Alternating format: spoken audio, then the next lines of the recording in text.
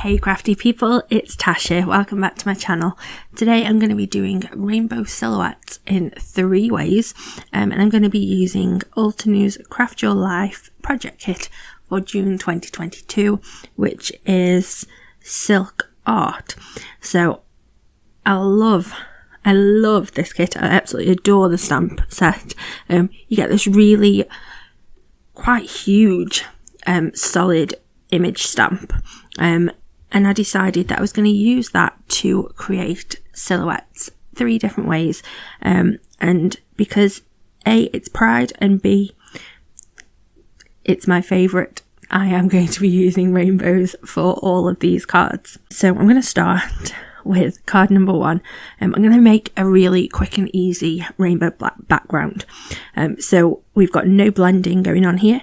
I've chosen some of the mini ink cubes in my favourite rainbow colours, and I'm just going to swipe each one right the way across the this is an A2 panel of Nina, and yeah, I'm just going to swipe each one across, so you're going to get that lovely texture and the pop of colour, but we're not going for any kind of blending at all here.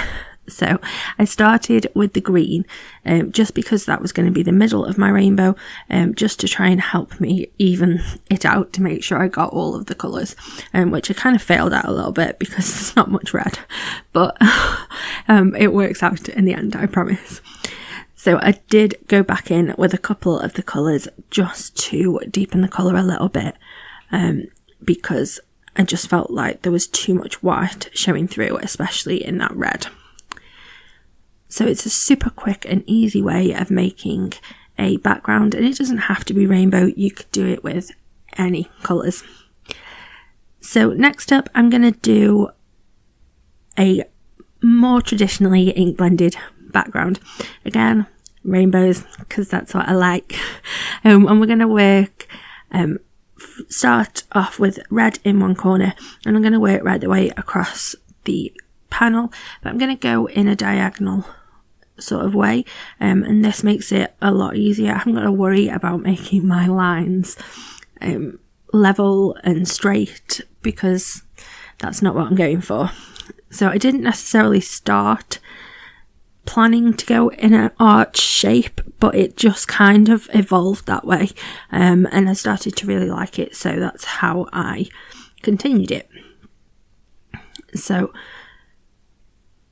I'm using the same colours that I used for my other rainbow background that we've just created, and I'm just started with the red, and then what I like to do is do one colour, move in to the next colour, and then go back to the colour before, just to help me get a nice even blend right the way through. And you want to make sure that your colours are sort of crossing over each other, and where they do cross over they're going to make a bit of a new colour, and it's just going to give you a smoother blend all around, really. Now I did notice that the sapphire, the blue, did start to it was quite dark, and it did start to overpower the turquoise that I'd chosen, which was the lagoon. So instead I grabbed out emerald, which is the next darkest colour, just to bring that that teal turquoise colour back in a little bit more. So there's my rainbow. I love it, beautiful. And now we're going to move on to the actual stamping. So I'm going to start, I've made those 2 backgrounds, and then this is going to be my 3rd card. So the next way that I'm going to do some silhouette rainbow is that I'm actually going to stamp the image in rainbow. Now, as I said before, it is really large image, so it's perfect for silhouette type techniques. I'm just going to line it up on my panel where I think it might look good, and I'm putting it in my Misty.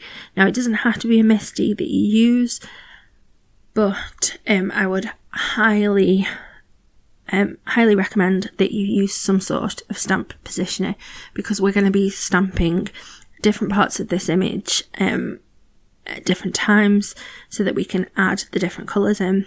and you want to make sure that you can stamp it down in exactly the same place each time.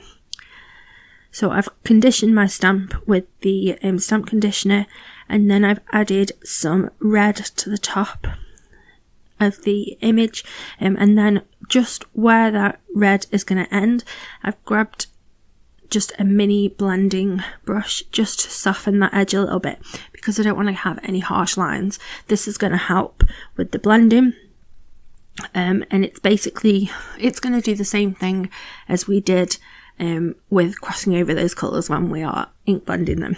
It's just going to help to even out the colour, make it less harsh. So I've moved on to orange, and you want to remember when you move through the colours. Now I'm going to be blending both sides of that colour, and I'm just going to move through all of them. I have wiped off the orange that was left on the stamp there, only because it is quite a strong colour, and I didn't want to get that on my ink pad. Now hopefully you can see the rainbow sort of building up. You want to be careful when you are using yellow. It's really easy for yellow to be lost in the other colours, so you want to make sure that you do leave a distinct yellow area. I always find yellow is the hardest one because it can get really easily swallowed up by both orange and green.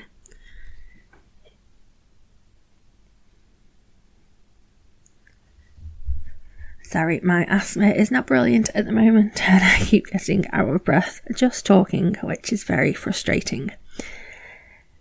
So I've now gone through and I'm doing the purple to round off our rainbow, and I love it. It's so pretty. So I'm just wiping that stamp down, and then I'm going to move on to the next. I'm going to finish the other backgrounds that we'd already made. So here I wanted to move around the stamp a bit so that I make sure that you're going to see some of that rainbow, some of each of the colour of the rainbow. So what we're going to do is we're going to stamp this down in some clear embossing ink, which is just a sticky ink, and then we're going to emboss it in some clear embossing powder, and that's going to trap that colour that's beneath, which, you know, in this case is rainbow. That's going to trap that underneath that embossing powder, so when we go to put anything else on the top, you're still always going to be able to see that rainbow. So it's a pretty cool technique. It's quite easy to do. It's fun, but it's one of those where people are going to wonder how you did it. So I did stamp it down and emboss it 3 times, I think, just because I wanted a really solid image, and I wanted that extra dimension that you get from adding multiple layers of embossing powder. So we'll stamp it down, add the powder, heat set it, and then put it back in a misty to stamp down again. You do just want to be careful, make sure that it is definitely in the same place every time you go to stamp it, because otherwise that's going to ruin the effect that we're going for. Hopefully you can see why I was moving that stamp around, because now we've got some of each of those colours right the way across that are going to be covered by that stamp. So we're going to have the whole rainbow trapped beneath that embossing powder.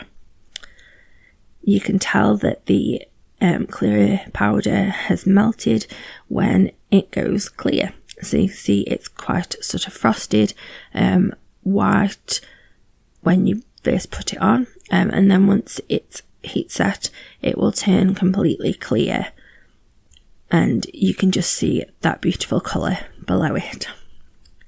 So I didn't keep in all of the times of embossing because, you know, it's just the same thing over and over. I am making sure though that I sort of level that paper cardstock out, because it has warped a little bit because it is a really large image that we are embossing on there. And then I just lift up the Misty a little bit, look through the window before actually putting the stamp down, just to make sure that it is definitely in the same place.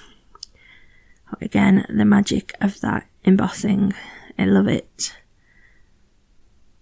Because it's such a big stamp, I am using my stamp pressure tool just to help me really make sure that that entire image is making good contact with the cardstock, so that you're getting a good transfer of ink right away.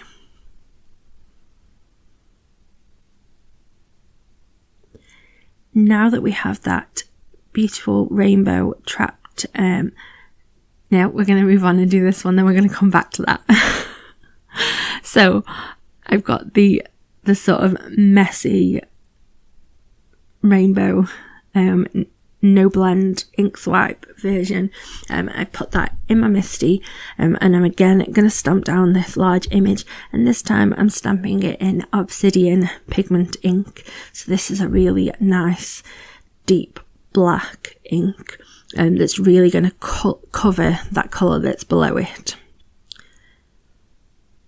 Oh, again, using my pressure tool to make sure that I get a really good transfer of the image. And I did stamp that twice to give me a really solid black. So now we're going to go back to that embossed one, and I've got here some black soot distress oxide and a mini blending brush, and I'm going to blend that black ink right the way across this panel. I know that can seem a little bit scary, and you're probably thinking, what are you doing? But if you remember, that clear embossing powder has trapped that rainbow colour underneath the image. So we're going to cover the rest of the rainbow up. And I know at the moment that the embossing does look, it's got a sort of a coating on it because of how distress oxide, the properties of it, because it has got some pigment properties. So at the moment it's sitting on top of that embossing, but here I'm going to get a cloth, and I'm going to buff away that ink, and you're going to see that rainbow come back shining through. So I buffed away the sort of excess ink straight away with a dry cloth, and then I did set it aside to let the rest of the ink fully dry, and then I added a very small amount of water onto my cloth here, and I'm just going over it again, and you can see that this brightens it up even more. You do want to be careful because you don't want to get any of that liquid on the oxide in the background, because it is water reactive, and I don't want to mess with that background at all.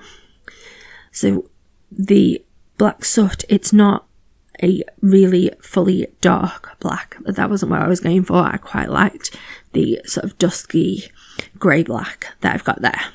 So to finish these cards off, I've added some simple stamped sentiments, which are also from the same stamp set, and I hope that you really like these 3 techniques to sort of play around with the silhouette stamping technique. Again, if rainbows are not your thing, then you could use this with any colour, single colour.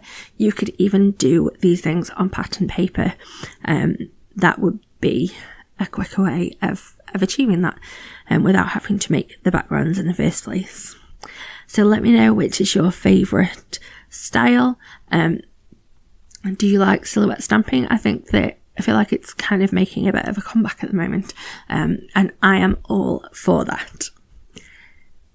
Don't forget to head over to my blog to join in with the hop. We are having a super subscription day today, so all of the monthly subscriptions are all being released today. I hope that you have a lovely, happy, safe and wonderful week. Stay crafty. Bye!